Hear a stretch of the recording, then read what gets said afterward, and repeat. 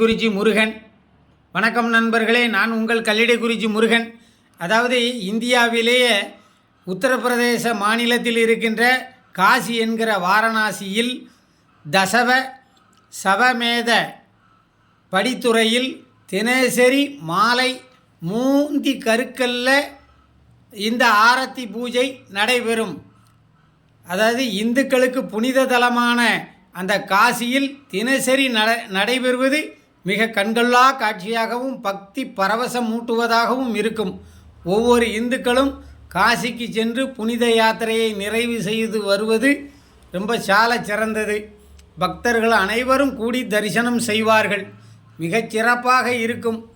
ரொம்ப இந்துக்களுக்கு காசி மிக புனிதமான தலம் என்பது வரலாறு.